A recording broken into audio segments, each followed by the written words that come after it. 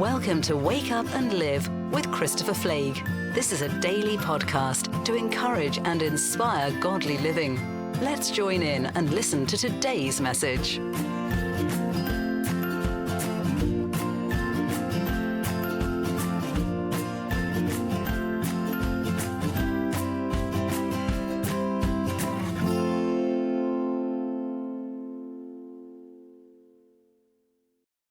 Good morning. Thank you so much for tuning in again today. You know, yesterday we started this kind of a new series I want to be talking about. Is really about faith and how you and I can walk by faith, not by sight, and how we can enter into just the supernatural. And we spoke yesterday about how which system are we living in? The Adam system of the world, or are we living in God's system in the kingdom? And how do we achieve to walk in this faith that we see the supernatural and miraculous happen in our own lives? You know, I don't know if many of you saw this movie about Prince Albert. You know, King George V, the father of Prince Albert, the shy guy, you know, without even knowing it, he highlighted certain traits in his son that made it even more difficult for him to communicate. You see, because Peter, he had a stuttering problem, and he didn't really ever think that he was going to be king, but circumstances changed, and I can just imagine how relieved the king must have felt, thinking to himself, I'm so glad that my firstborn Edward will succeed me on the throne and not George.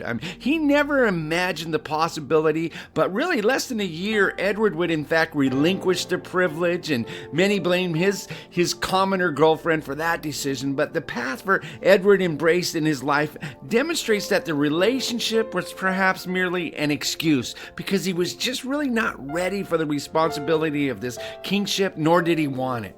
Indeed, Prince George wasn't the ideal candidate for the position. In fact, his mood swings and speech impediments were some of the worst defects any leader could have. Despite that, he was humble and was paid for others to help him in his weakness. And against all odds, he achieved a level of success that granted him worldwide fame and really a place in history. You see, you and I, we need to accept our human nature and recognize our flaws with humility.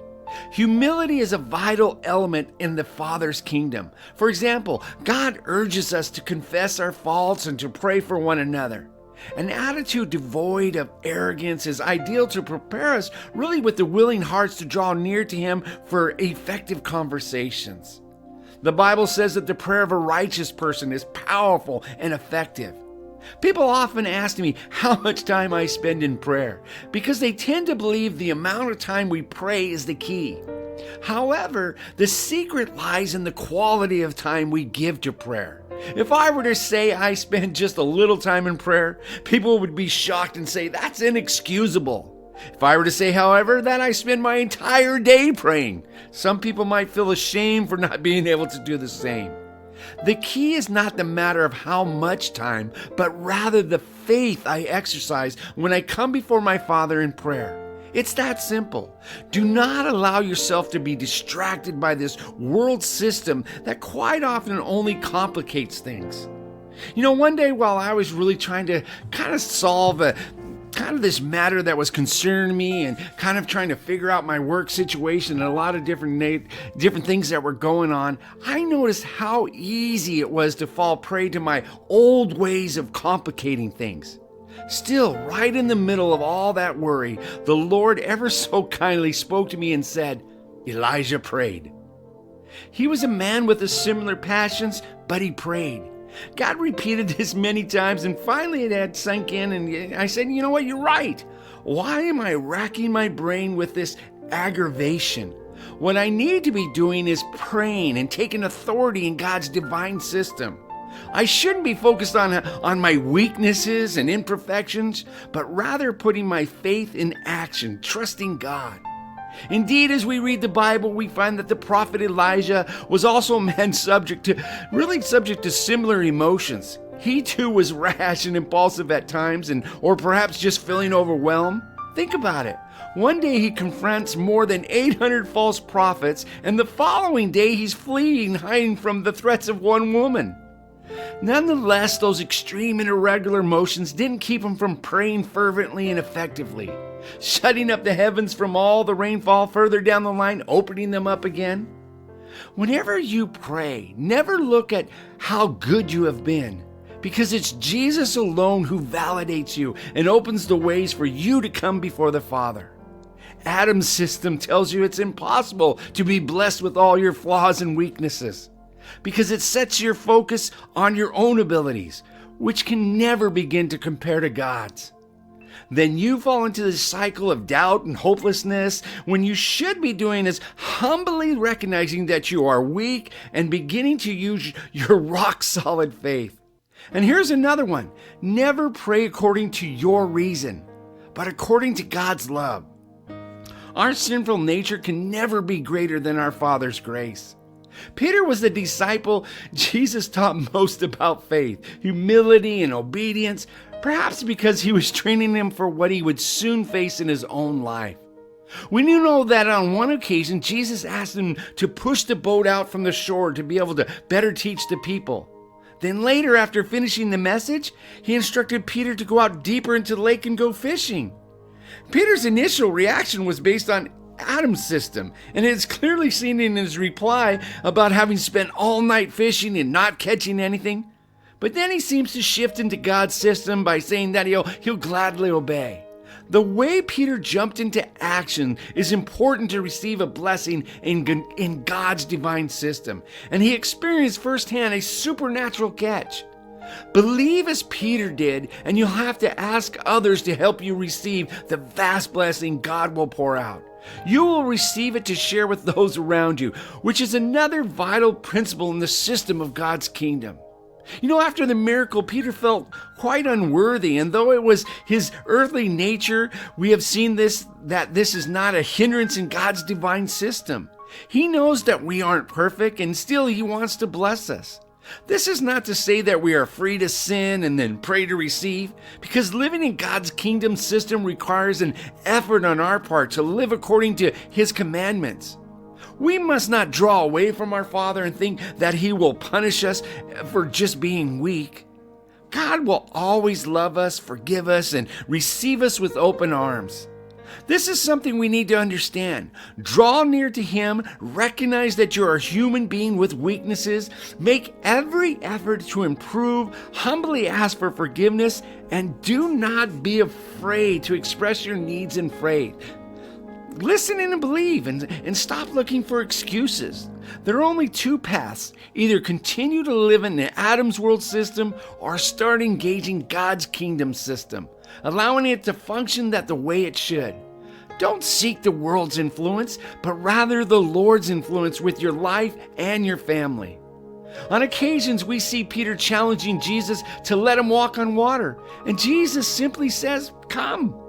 Peter immediately obeys, but then fear sets in. And once again, he switches systems and he starts to sink. It's not easy to start living according to a system that is really contrary to the one you live day in and day out.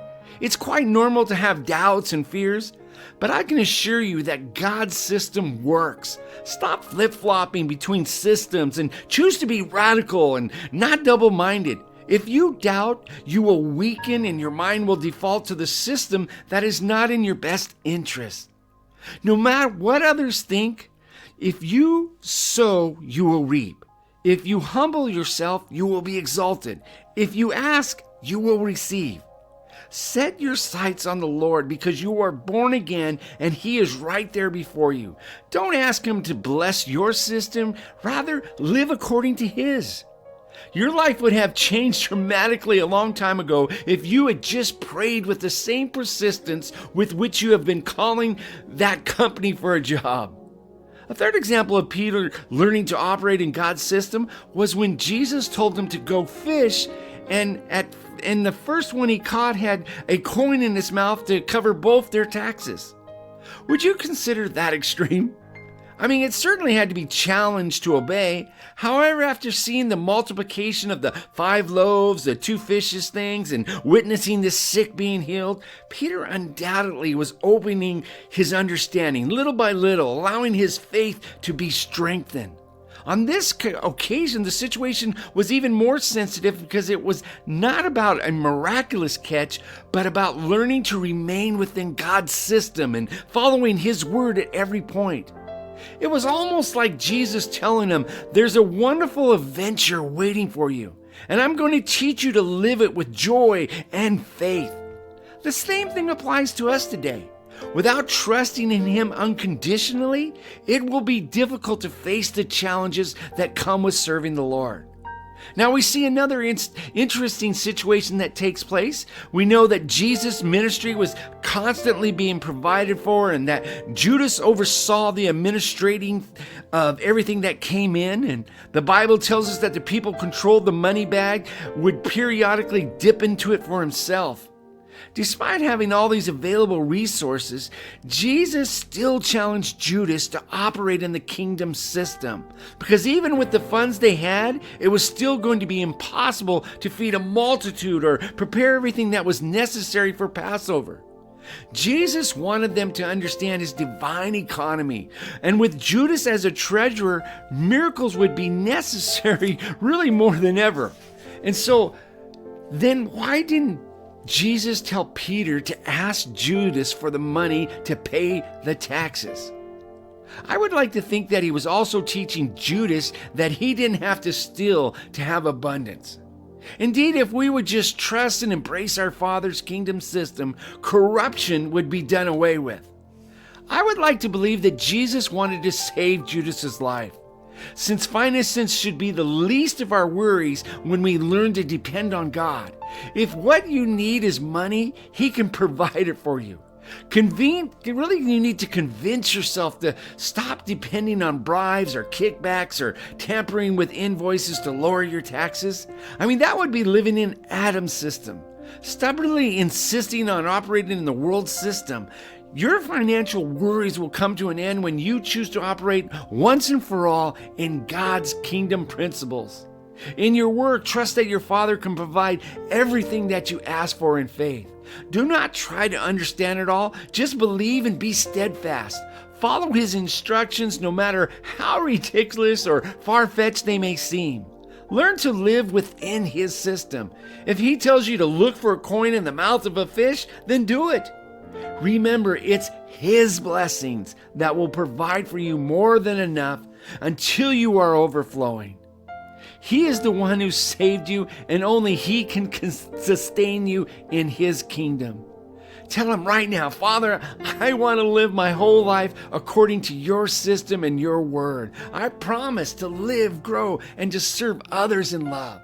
If we have that sort of heart, if we begin to look at that, even with our own imperfections, even with our own flaws and weaknesses, when we turn and trust in God's system, God's kingdom, we know that He's going to provide, that we don't have to look at the Adam system, the world system, and try to use tricks or bribes or anything that we think that we must do to survive. God will change that all when you begin to trust. That's what this faith is all about. This faith of humility and lowering ourselves and trusting in God, that when He begins to move in our lives, and no matter what He asks us, no matter how silly or ridiculous, He's going to do something awesome. So today, I just encourage you, don't worry and look at your imperfections, but look at the perfection of God today. Look at your life through His lenses, through His eyes, and begin to walk in that faith that you will just see and believe everything that God asks you to do. So we'll just kind of take it from here and see you again. I hope that God blesses you today. Remember, wake up and live, empowered, blessed, and loved by God. Take every step with a step of trust and faith today, and we'll see you again tomorrow. God bless. Thank you for tuning in today for Wake Up and Live. Join us each day for a new inspiring message.